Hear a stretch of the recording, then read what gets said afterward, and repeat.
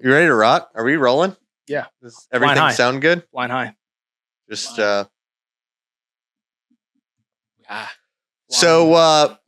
welcome today. We are firing up a new series of podcasts with Todd Giuliano and DJ Della Sala. As you remember, Behind the Mic with Todd Giuliano, huge success. I'm coming into the mix, and we're coming up with some names on this. Maybe Crystal Ballin. It's a working title. It's Crystal Ballin with Todd and DJ. Maybe Real Estate Crystal Ball. I don't know. So drop your comments on some exciting podcast names, but I'm pretty sure we'll have some good ones. Yeah, no doubt. Soon. But excited to have Preston Jowers on the mic with us today. Preston has been an agent with us just over 2 years now, and going on 3. And really excited to peel back the layers of his success and what he's been able to do in just a short real estate career. We're gonna have some great stories, and I think it's this is meant to be fun, exciting. I think you're gonna get a lot of good content if you are in the real estate industry. I think you're gonna get really good content if you're a leader. I think you're gonna get good content if you just want to hear a couple of us just shooting the breeze on what life's about. So tell us, Preston, tell us a little bit about yourself. Where are you from? So I was born in Alaska. We moved to St. Augustine when I was 2. Technically World Golf Village. And I've lived here basically ever since. So I've watched St. Augustine. And World Golf is a suburb of Alaska. So it's like right down the street. Yeah, it's I've watched this area just completely explode. It's crazy, huh? It is really crazy. But yeah, Have you been back to Alaska? No, that's my goal to go back, but it's just I'm so busy, and it's such a far drive, flight. All right, ride, so whatever you want to say. I think it's good. I think it's good to break the ice. So, where's one place? What's the top of your bucket list? If you could go anywhere, where would that be? Man, that's a good question. Well, definitely out of the country in a non-cruise setting. Okay. We went on a cruise last year. That was my first time out of the country, but what's the word I'm looking for? You're so limited with where you can go. And everything's so fast, right? Yeah, very fast. You only get like 3 hours. But I'd like to go maybe to Italy or Paris and spend at least maybe a week or 2 there. But that would probably be top of the bucket list. Awesome. Food. Lindsey and I were fortunate enough to go this summer, and the food's just incredible. I was telling everyone we got back, and it was just like literally lunch and dinner. It was like appetizer pizza. Let's get also pizza to kind of share family style. So we're eating all this stuff. They serve bread with every meal, and you just feel like you're eating all of this food. I got back. I stepped on the scale. I was like, oh, I'm at par. This is great. And it's just like so fresh. And I know everyone talks about how great the food is over there, and how that we how many preservatives we use here in the United States, but it was pretty cool to have that experience, eat a lot of good food, come back not having to shed all the lbs from all the food we were eating and all the desserts. It was pretty cool. That's what I like. I've heard that with the ingredients that they make everything with, it's almost like, say you eat a whole bowl of pasta with all these preservatives, you feel like you have a brick in your stomach. But I've heard in Italy with the ingredients that they use, you can basically eat all day. Yeah. So it's great. Cool to hear. It's going to be a minute before you get there because you're expecting number 2. Yeah, I know. Oh yeah. What's your little family background? So before I got into real estate, I also did life insurance and things like that. That was not for me. I even did Aflac and some supplemental insurance, which I have a picture. I'd have to show some people. I have an email that I'd sent you, my pitch to insure. Do group health insurance for us? Literally. And you were super nice and declining, but at least you responded. Some people don't respond to those things. Anyways, my wife, Taylor, she used to work here, I believe, 2021, one of those. Mm-hmm. We met at Bailey's Health and Fitness. It's a gym that I used to work at. That's where we met. Were you doing curls and she walked by and... Oh, I was spitting $1 million worth of game on her the entire time. I'm looking over at his biceps. I was like, this is just probably like. Well, it was perfect because before I went into work, I'd always get on the clock at 1:00, and I would work out from usually 11 to about 12:30 before I got ready for work. But I'd always be like pumped up, and then I'd come to the front desk where she was working, and I just like have my cutoff on, and I'm just talking to her and trying to spit as much game as possible. Probably no other dudes were doing that either in this whole place. Like it all worked out. And so your game must have been like, my game was it was amazing, I'd say. Yeah. Very humble too. Yeah, but no, I'm kidding. Interesting detail though. You said you went in early before your shift to work out. Yeah. Policy, personal decision. Why? Well, it was just, it was the perfect time. At that point in my life, I didn't have really any responsibilities. So it was a bunch of staying up late, not really caring, waking up somewhat later, like 9 o'clock. I can go work out at 10, get my workout in, and then I just got to work at 1 o'clock. And then do all that, repeat, same thing. That was an easy life. That's awesome. That was an easy life then. So have you always been an intentional guy? Yeah, I'd say so. So met her. Yeah, met Taylor, hit it off with her. Obviously, we started dating for a little while. Ended up having a young one. Crew, my oldest son. Love him to death. But yeah, and everything just happened so fast. How old's Crew now? He's 4. He's about to be 4. Nice. This month on the 9th. Oh. So very, very soon. 4 days. He'll be 4. That's awesome. Yeah. Happy birthday, Crew. Happy birthday. Crew. And now expecting? Yep. Now expecting. We'll have our new son. He's expected to be here. October 7th is the due date. So realistically, maybe a couple weeks early. I hope not. Because that'll throw a wrench in like all the plans that we have. But he could be here really realistically any day. Have you revealed the name to anybody? Should we drop it on the podcast? Yeah, it's Coast. Nice. Coast Bennett. Nice. Coast Bennett Jowers. That's amazing. CBJ, just like Coast Bennett, or just like Crew Bentley Jowers. So like CBJ. I know. Future NFL stars. That's sort amazing. Of pro sport. Until they go into dad's or to go into each other's closets. You get the same, you just pass it down. Yeah. Easy save money. That's amazing. Congratulations. Thank you. Congratulations also. Just closed on your house.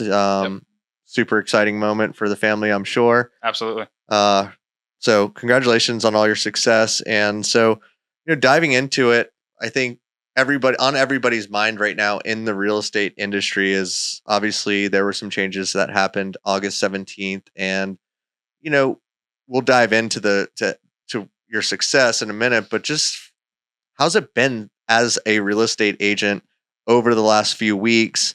How has it been for you adapting to the current, rules and how is that going? I personally prefer it this way. It just kind of ups the sky's not falling. Yeah, no, not at all. If anything, you're saving time. I prefer it this way. I like to, put some pressure on myself to perform better. I think nowadays you just have to be a high level agent. So it unlocks more opportunity for anybody on this team because we're all high level agents. We all do a pretty good job, I'd say. So just knowing that I'm not going to have as much competition out there is nice. And then I just know that if I can get in front of somebody, I'm confident in my ability to kind of lock it down there.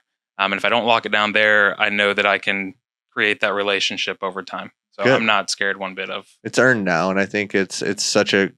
It's the way it's always should. I say this all the time. It always should have been the best agents, the best marketers, and providing the best customer service. So now that that's happening, I think it's going to level everybody up. Things. It is. Nobody likes change, but as an industry, I think everyone will get better because of it. Customer service will get better because of it, and you'll get more deals because of it. So I take it as a good thing. So, every year we do an award ceremony, and for everybody that makes our top 10 every year, and it's try to make it a great event with all of our employees, and like I said, the people that make the top 10 every year, and we have a Rising Star Award that last year I remember talking about it, and or was it 2 years ago, right? Mm-hmm. And I was like, this guy Preston, he's really, I just saw it in you. You were coming in, you were doing the work, you were putting your head down, you're super focused. And, fast forward to last year, I think it was $10.5 million in sales. This year, I just looked at, you are at exactly $10.5 million ish and closed.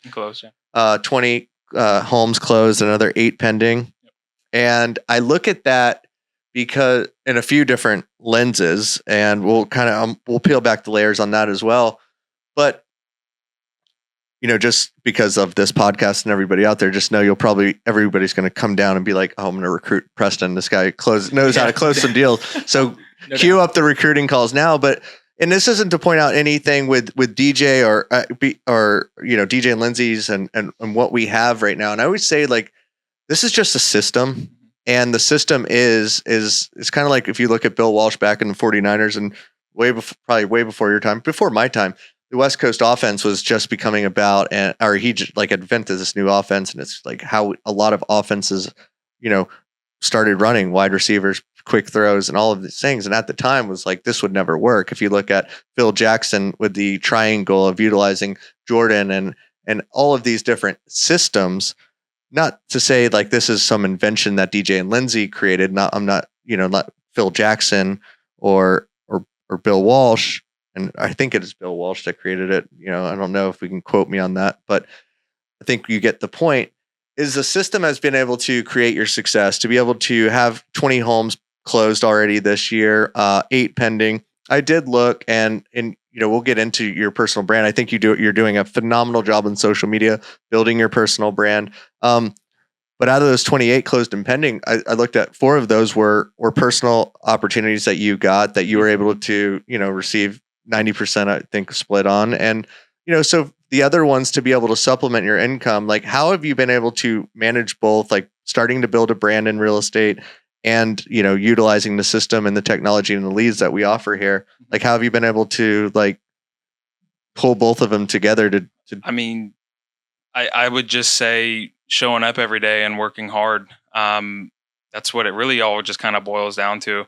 As far as the social media part goes, I have to give a lot of credit to Taylor because she's been on me about just posting my daily activities and what I'm doing and getting out in front of as many people as possible and showing people, the people that follow me, friends on Facebook, showing them that I have what it takes, because I knew going into this, and I think this is something that all young people should just kind of accept and understand, is that me being 25 or even someone like Noah's going to be getting it. I was telling Noah he's going to be 18. People are going to be looking at him with extra, like, you need. Yeah, you're young. You're young. How can I trust you? It is what it. Yeah. Yeah. So I'd say with all the people who might think I might be too young to help them or something like that, I have a lot of those clients on Facebook and Instagram that I'm constantly in front of. And I've had a lot of success getting a lot of those people to transact with me. Getting everything to work together, though, I would say the systems, with shifts, you can't go wrong. That's where you're getting a lot of your business from, capitalizing on shifts, getting out in front of those people as quick as humanly possible and showing a lot of value obviously helps. But just to bring it back, I think just the root of all of it is coming into the office, putting my head down and working. And then obviously, you got some downtime. You like to hang out, talk with Todd and everybody. That's what I like about the office setting is we can hang out, but we all, we're all here to get better and work. And I truly, we're starting to try to put it out there to everybody to see a little bit more. But like 3 weeks ago, it was Todd, Matt, myself, Noah, Gage, who else was there? Walker. We all went surfing in the morning. Today, we all just went again before work, still made it for prospecting. I know they just did a great Jacksonville at the bowling, at the new Jack's Bowl. We're doing, beach volleyball next Tuesday. Right. So it's, a lot of this stuff that they kind of, the camaraderie that happens within, I think is pretty special because like, that's the fun stuff. But when you talk about like your learning curve of being 25 and listening to people, and I guess we can just dive in, like when you got started, how did that how did that help you and affect your career? Like being around like the nucleus of the agents actually being in the office? It helps because, when you're new, especially joining a high level team such as this one, when you're getting hand fed leads, right? Sometimes it can be a lot and you're really scared and you don't know what's going on, but that's the whole point of it. I think you have to get uncomfortable in order to have a lot of success. But being around all of these people that are closing, like Lawrence and Lexi, Scott, like $20 million a year. I mean, being able to just talk to somebody face to face because they're here and ask them questions and they're willing to help you is very, very, very important. I'd say if you're not doing that, that's a huge mistake and you need to start asking more questions. Yeah. And I know I joked around about, I was like, yeah, Preston's dropped this podcast, the recruit and it is, and that's great and all. And I think what our competition uses against us is like, oh, you have to go, you have to go. You don't have to go to any office. You don't have to do it. You get, but we have a system and we know if you come to the office and you hang out with people like yourself and Todd and these top producers, your learning curve is going to like just accelerate so much faster.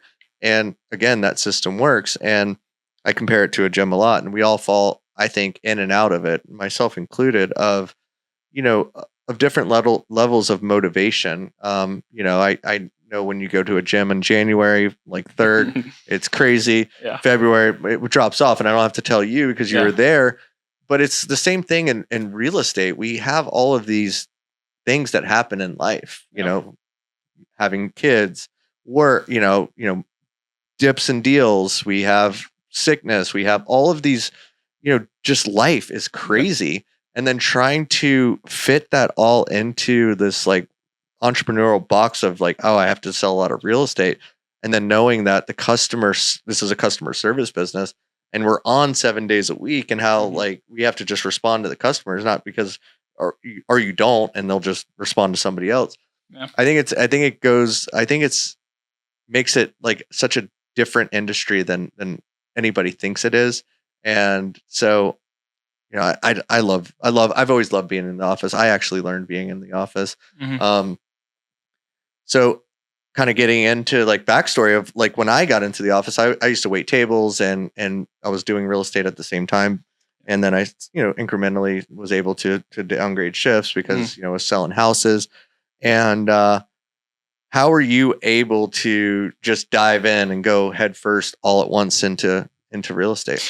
Well, I've taken a lot of opportunities from like the age 18 to 21. So I've never been afraid of taking an opportunity because look, when I was like 18 and 20, I knew I was not going to be working at some gym forever. There's just no way I couldn't do that.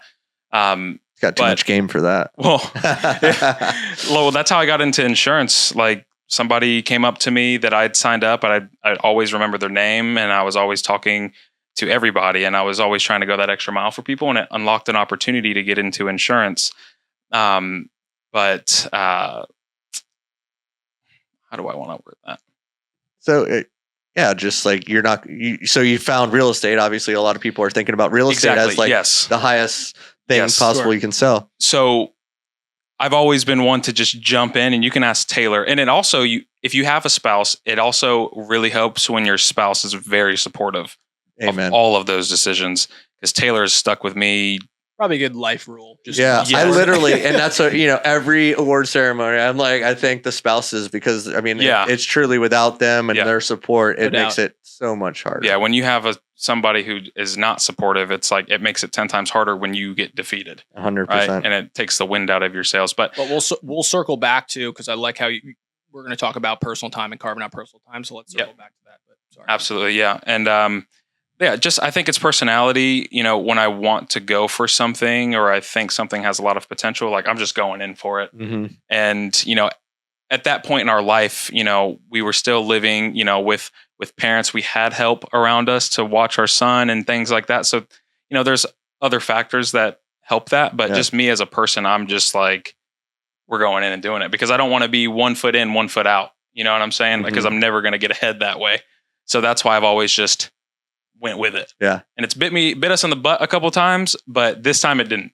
Hey. So But I knew I was joining, a good team. When I was in life insurance, I bought leads. So I knew, I was like, if I'm getting into real estate, there's no way. And that's what I touched on, and it's not, you are 25 and and like I said, Noah's 18, about to be 19. Like there's no possible, he's skipping college and he's coming here to work, and I'm so excited for him.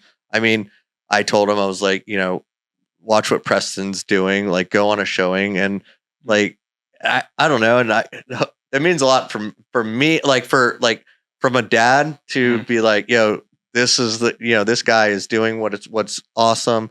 And being only 25, I mean, that's you should give yourself a pat on, not just from me, but just as a father, being able to like, hey, I want my son to follow this guy and how he did it, and what a great job you did. And thank you. So like super proud and super excited. And we talk about you a ton of like how you've just evolved, and not just in such a quick time frame. But when we talk about leads as well, back to kind of back up to that is, yes, out of the 28, 4 of them were personals. I would say next year, watch, it's going to be 10 personals. And so many times I hear this so much that, DJ Lindsey real estate and this, it's a lead system.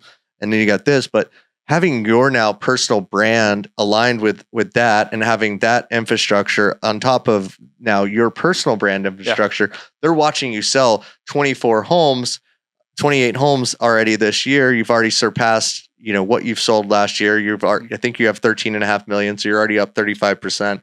I think, at least you'll close 15, 16 million. That's a 60% increase in your business year over year, which is bananas, in a down market, when transactions are hard, when interest rates are up. Like that's, to me, is like you're setting yourself up for these interest rates to come down, and all of the lead nurturing you're doing, like next year to do 30 million.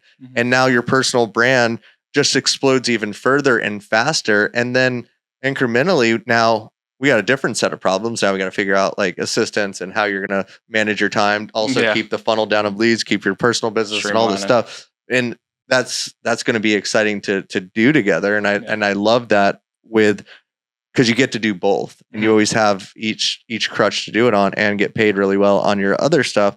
What do you think has been the most challenging aspect of your career, so far?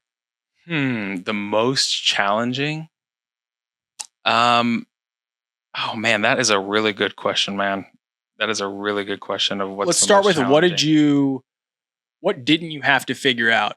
Right? Like you're getting into real estate. Like what didn't you have to beta test? What didn't you have to do? What were you able to immediately do that maybe a lot of people can't really say that they can do somewhere else? Well, I'd say me being able to get people to like me has really helped a lot in the business. But as far as what my biggest challenge is, something I really struggled with, is what I'd say. So something I really struggled with when I started was I was so like uncomfortable with literally everything. And sometimes, when I did start, there was a couple opportunities that I probably missed because of fear. And I was so scared of rejection. Because my first couple months with the company, I sold a couple homes, but there was a period of time where I like lagged out for a little bit. And that was because of fear and the opportunities that I maybe missed, or maybe that I didn't take and found a way out of. That's probably what I would say was the hardest. But thinking of what's so hard now, I don't really know, because I feel like I'm pretty comfortable with everything at this point. Nice. I just, feel balanced, feel good. I feel pretty balanced now. Like I feel like I can take on like any opportunity at this point. But yeah, that's what I'd say with I think that's really, that's great, because I think as humans, when we're making, call it what it is. So like we get a lot of opportunities, leads here. And my goal as a company is to give the good customer service and stay in front of those customers. And by making phone calls, we are scared. The biggest thing is we don't want to be rejected. However, we're on the other line. And I always talk about like human beings for the most part are like pretty good people. Right. And I was asking Noah made like 300 phone calls, in the last 48 hours. I was like, we're just sitting there eating dinner. I was like, so was anybody like really mean to you or like yell at you? And he's like, no, everyone's like super nice. They just told me they might not be interested, but then I talked to people and they are interested. Now he's like, Dad, how do I, this person's interested in this lot. And it's just so cool to see, but it's within the, 2 days that he's been doing this, he's already talking to somebody that's trying to buy a lot. He's talking with somebody that wants to see a house next week. And I just think that is pretty cool to see as like I said, as a dad. But also, like, I think it goes a lot to people out there. Like, I think we always say, like, get over your fear of the phone, get over your fear of rejection, especially phone's probably the easiest part to get over. I think, too, what I've been, trying to tell everyone the most, especially with this buyer broker situation, is just being prepared. Yeah. Like, understanding what the objections are going to be, when they're coming, how they're, because we all know what they're going to say. I don't want to be locked into a contract for this long. What if you don't answer the phone? What if there's a house I want to see? There's all of these different things, and we all know they're coming. Yet we're too scared to practice them. And I've walked around the office watching you guys all, like, in these groups, talk about and work on it. Be very transparent of the pitfalls that you guys have dealt with so far. Like I said, I mean, August 17th is such a thing in the past now. Yeah. That at least for us. I mean, we've been doing this for us.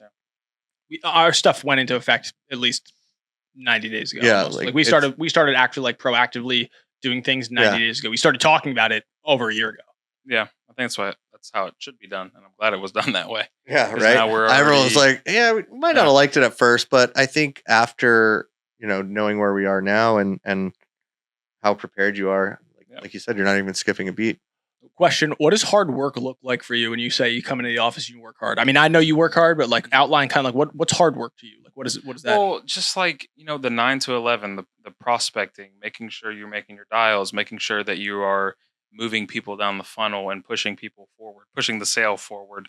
Hard work like that, hard work as far as, maybe pulling comps for a buyer on and trying to figure out, hey, what should we offer on this property?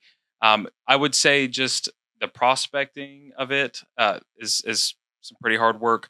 Getting in front of people as much as you possibly can, being available as much as you possibly can, maybe moving things around.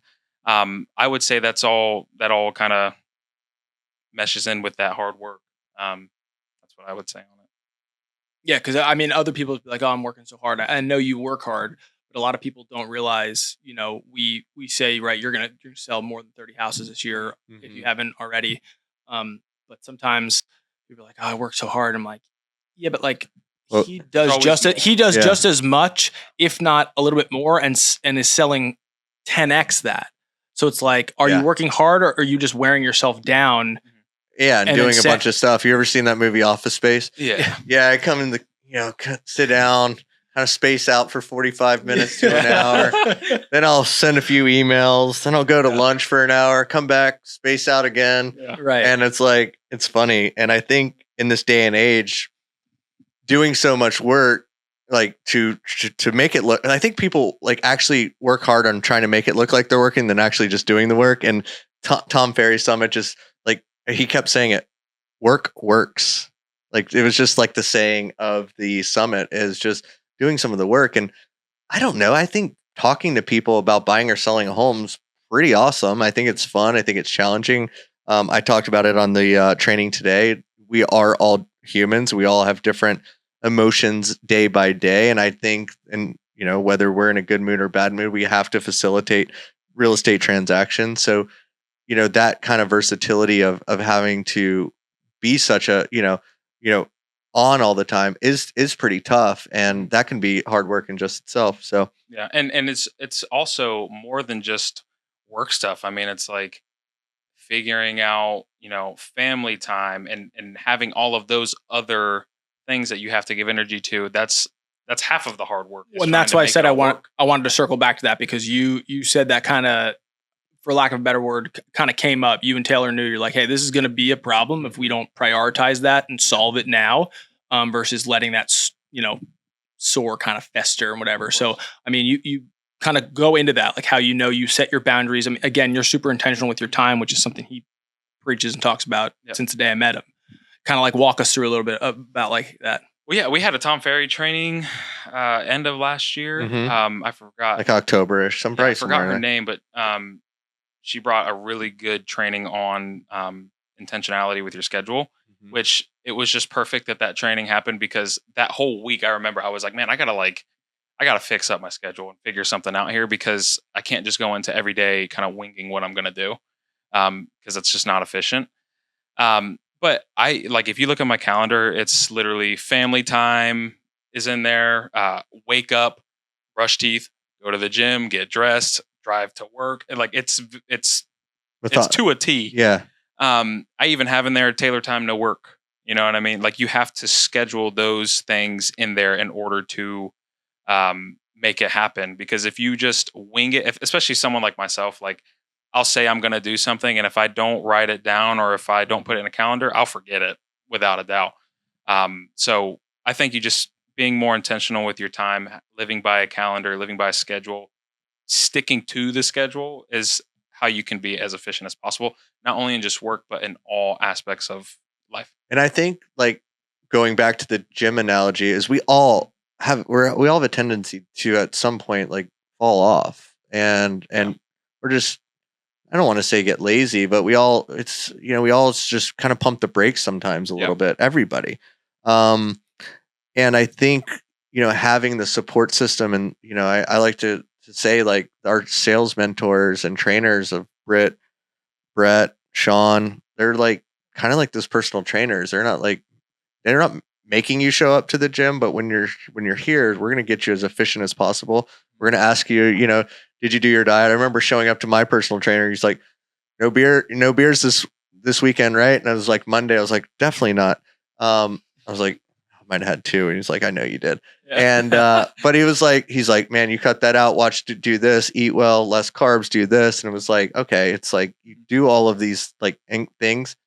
Then you definitely, like, I'm going to eat some ice cream, or I'm going to have a beer. I'm going to do these things. It's not that you fall off. I mean, it's just, we all like different things. And so I've always enjoyed having a coach, a mentor, a personal trainer to be able to kind of keep me in those, call it guidelines or rails. Yeah. Like, or just lanes. My favorite thing is people are always shocked that personal trainers are fit. I'm like, I mean, they should be. It'd be like a doctor asking you what they should be doing to you. I'm like, they should know what they're doing. They should be practicing what they preach, right? Of course. So it's like they work out 8 hours a day. If they were doing it wrong, they probably would be selling 3 houses and not 30 houses, right? Exactly. So that's the one thing that I kind of always try to just bring, remind people of, is like, the stuff you're doing here is possibly the best stuff you could be doing in this field. Mm-hmm. And by you trying to cut a corner or take a shortcut, you're only cheating yourself. Yeah. And I think you're like a person that I see that a lot in. You I've never seen you take a shortcut or say, yeah, we're supposed to do that. I'm not doing I that. definitely try not to take shortcuts at all. And that, getting back to like the hard work aspect of it, definitely works. But I try to be as disciplined as possible when it comes to my schedule and working. I mean, literally, I try to every single night, fix up my system and make sure it's looking good for the next day, because I don't want to roll in here. I love that he looks at me like this. Hey, I'm fixing up my system. Oh yeah, I fixed it up. There's a couple days where I might miss, and I'm sorry for that. But anyways, for the most part, I mean, it can be 9:30 at night, and then I'm like, crap, I gotta update my system. But I know that if I don't do it tomorrow, I'm going to be slacking and trying to catch up. And it's just I don't know if I can say the S word, but I'm not gonna say it. A poop show the next day. I don't want that to happen. So just being disciplined with your schedule and being disciplined with your non-negotiables with work, it'll take you a long way. So on that discipline, and I think so Lindsey and I, when we spoke at Tom Ferry, we spoke on long-term lead nurture, and I pulled the data of all of our pendings, and it was, we talk about leads. Everybody wants new leads, and don't get me wrong, you have to have leads going, putting into your bucket to then fall out of the bucket that turn into transaction. But over 54% of our leads that were 6 months and older were the ones transacting, which meant, 6 months, 12 months, 2 years. We had leads 8 years old in our system that are pending now. It's crazy when I pulled this data. That's pretty cool. And you were a big highlight of our quarterly meeting and talking about, that long-term nurture process. And I was diving into, we do metrics on 30 days, 90 days, 180, and then also 365. And the importance of having all of those in your bucket. And you and Lawrence were, and there was a, top 5, and we were talking about all of them, but you had the highest conversion in the company for buyer leads. And I think it was, I wish I had that number. I think it was something like 18.5% over 365 days. That's your conversion, which is like, if you're out there listening and lead gen, like that means, simplest terms. Yeah. Like 1 out of 5 people he meets and talks to on the internet lead, he transacts with, which is absolutely bananas. I think that like the average stat, and I think is around 4 to 6%. If you really like take somebody's database of what they're doing, the holy grail is trying to get to 10%. You're almost double that. So like, kudos to you. You're out there, like, definitely listen. So let's get into like, I think discipline goes hand in hand with some of that. What's the 365 number? So it's 365 days in a year. So it's 1 year. So it's like, hey, I've nurtured somebody for this long. They've been in the system for this long. Right. And his conversion is 1 out of every 5 people he converts. Yeah. So that means he's means your long-term nurture is sick. So you're converting, and also 30 days, you're converting on 90 days. All of them across the board are equal, which means you're not just cherry picking the new leads. You're not just cherry picking the middle funnel leads. You're keeping people. And I think you said it earlier, you're keeping people because you like them. You want to get everybody to work with you. So again, I can talk about like my theory, but like, what is your secret sauce to that? It's honestly, in my opinion, it's not that hard.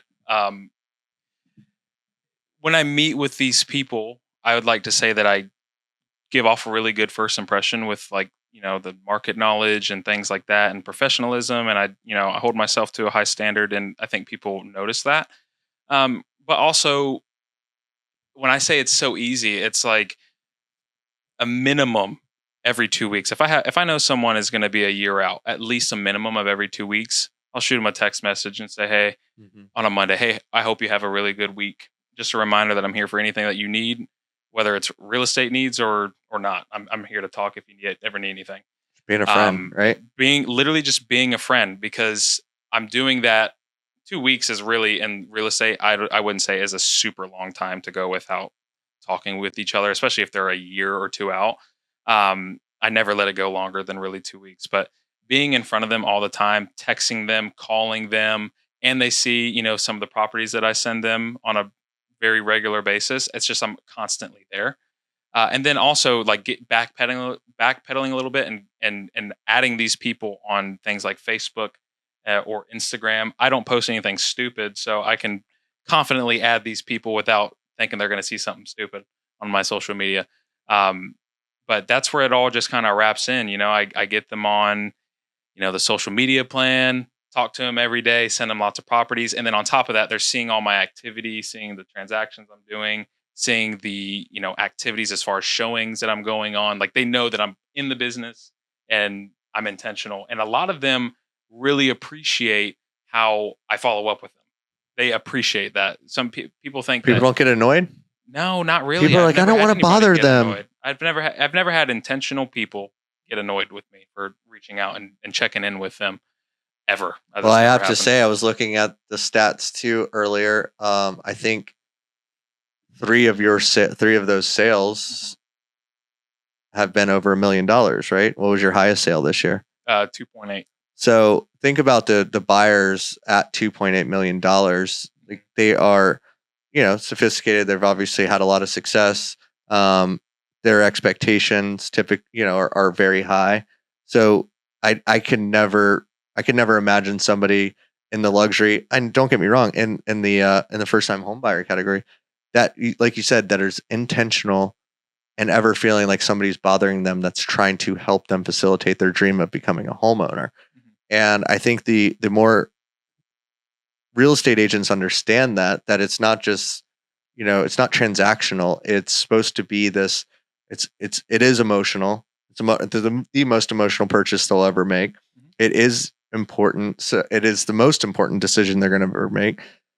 Like, taking all that into consideration, why we don't put the most intent on that sort of follow up. I know we do here, has to be at the forefront of everybody's mind that is in real estate, period. And I think it gets lost a ton. And so Todd, I didn't know if you had anything to dive in, but well, I'll kind of, then I'm going to go into the crystal ball. I want to, it's funny you mentioned your $2.8 million, or 2.9 is, that was the second transaction, I think, in the same family. Is that that same people in Cinnamon Beach? What's the deal with that? No. So I sold last year. We closed in December at 3.1 million, 5 houses down. That is a wonderful family from Minnesota. I keep tabs with them too. And that's another thing, just like continuing to follow up. And, I'm helping that family's dad and cousin buy a home and a very similar price point. So that's what I'm saying. Like following up, all personal business now, right? All that's spun off of was the initial internet leads. So yes, you got to pay a team split out there, but now you've now spun that off of and I've earned a lot of personal leads. Some of them haven't transacted yet, but off of these, I feel like if you go into internet leads with an idea that you're just getting screwed on a split, right, you're just missing the point. You wouldn't have had that lead if you weren't buying an internet. I don't know how to. Yeah, no. If you weren't in the system, let's call it a system. We have a system, and we provide leads. Yeah. And again, like people, will be like, "Oh my gosh," they're going to call you and be like, "You could have 28 sales, and you could have had 100% split on those." And not, and you would be like, "Well, 4 of those were personal sales, and I got 90% on them, which is awesome." But I also had 24 additional deals, and now I'm spinning off. That's just let's finish that story of the 2. So now you're working with 2 of them to buy a house. Yeah, I'm working with. Hold on, I think this guy's blowing up. This guy's phone doesn't stop ringing. Sorry. No, it's good. Noah it's a good thing. He called me. He said a walkthrough. Yeah. So the way I look at it is, yes, if I wouldn't have had the opportunity if I wasn't getting internet leads, right? So as long as I'm capitalizing on those opportunities, I can get a lot more personals. And I have got a ton of personal business just off of the internet leads. And that's how I look at it. I look at it for the opportunity, not for the split. But yeah, to go back to the Cinnamon Beach, sold that family a house, 3.1 oceanfront, short-term rentable. That's the only community in Palm Coast that allows the short-term rentals at that price point, right? And then that really helped me with the wonderful family that I helped for, the $2.8 million home. They wanted a place that oceanfront, decent price, and can be short-term rented. And that's amazing. I just, from doing that transaction, I knew that was perfect for them. And I worked with them for 7 months. We looked at a couple lots. We through that time had some hard conversations and trying to figure out what's going to be best for them and their goals. And we ultimately found out that being in that community was going to be the best fit for them. And it helped me to explain why it was a good fit, because I had already sold a house there and I understand the rental projections and the back end knowledge of that whole entire area and community. That's awesome. It definitely helped. And it gave them confidence. It's wild, right? It gave them confidence to buy into that. And we got them a really good deal. And they got a lot of equity now. That's crazy. So kind of transition to the segment. Since we have the crystal ball here, I want to ask you some questions of the future and what your take is. So please don't say you're going to ask me my 5-year plan. No, I would never do that. It's very short, like almost 1 to 3 word answers. Wonderful. Like, all right. What Jaguars win the Super Bowl in what year? 2024, baby. Let's go. Oh, well, that's next year. We didn't win this year. Oh wait, yeah. This year though?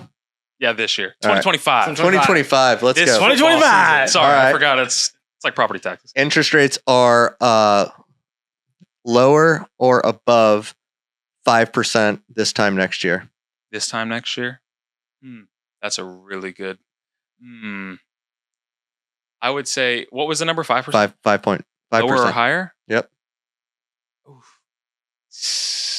Or you could say right at. I'd say like either right at or maybe just a little bit higher. I think you're right. I know that we're going to have a rate cut here soon. That's what everybody's saying. And there's potential to have rate cuts in November and December, but it's never guaranteed. Sure. And I hear a lot of experts saying we're going to be potentially at 4.8 by 2025. I'm just like, how is that even possible without absolutely like tipping over the economy? I don't know, but I think we'll be at or above 5. Okay. I think that's a little bullish to say under 5. Closed transactions. Crystal ball says you're 5. Yep. Crystal ball says 5. You're at 28 closed and pending. You know, we have we're in September, so we have 4 months left. January 1, what did you close this year? What do you think? 34? 34 from January 1st of this year to when? From now to January 1. So if you're already at 28, what do you think you'll close out this year at? From now to January 1st? No, just in general. So like, what's your goal? Are you going to sell 30 houses this year, or what is your goal? Yeah, my goal was 40. I think I can do 40. All right. I still think you're going to have a big 40. Q4, huh? Yeah, I'm going to have a big Q4. See that crystal ball. A crystal ball kind of seems crystal like ball sees it. Hey, you got to shoot high. Crystal ball says 40. I like it. Crystal ball says 40. 40. I got a lot of stuff cooking right now, so that's why I'm like, 40. It's kind of simmering out there. Yeah. What year do you buy your next property? Oh. What year are we in? We're in 2024. Just bought my first one. I'd say 2026 or 2027. One of those two. Crystal ball says 2026. Let's do it. Q1 of 26. Yeah. Todd, you got any crystal balls?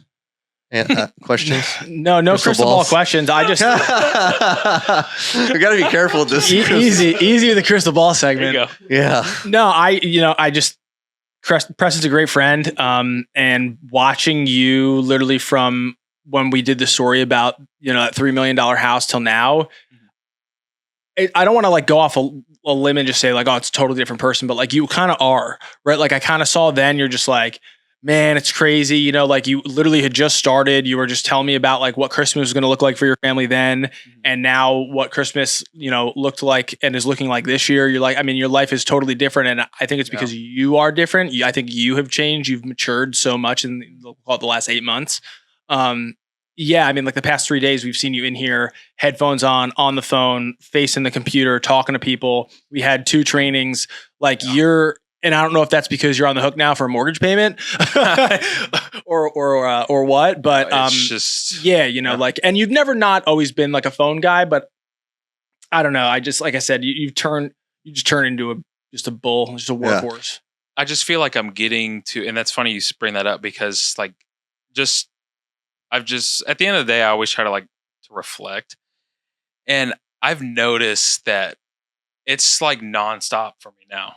When I first started, you don't got as much working in the pipeline. Phone going again. You don't have as much working in the pipeline. You might have a little bit more time to kind of ease off and take a break. But I've noticed, this past, couple months, it's been every single day. There's something going on. There's some sort of fire going on. And that's like, I crept up to like 10 pending not too long ago. And I feel like when you get to that point, there's fires all over the place, constant stress, but that's what we live for. Well, you had 10 pending again. Like it's so bananas when everybody out there is like, it's not a good real estate market. Interest rates are too high. There's opportunity in every market. And for you to capture that opportunity to do that, I think we'll just end on a really good story and just kind of like, I think why we love you, why you're successful, but it's also you're willing to help people as well.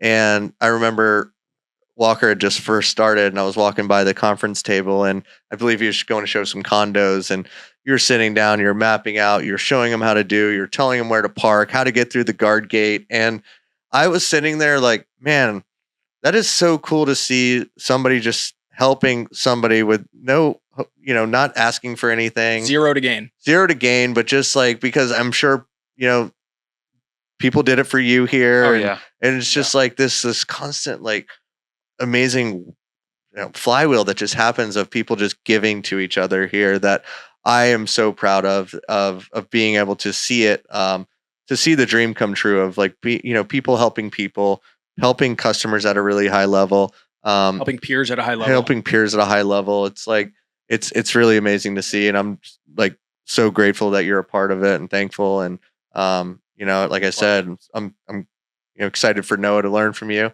I'm excited to learn from you. I mean, I like to see like things happening in the market that you're doing and navigating, because this is crazy times, and we're all learning together. So just want to say thanks to Stay to badass, that. dude. Stay badass. Again, thanks to the spouses out there. Let's make sure we're taking Taylor on that Italy vacation. Let's go ahead and get that on the books soon. Let's get baby 2 out. Let's get baby 2 out. Get in the house, and then I know Todd will close it out for us.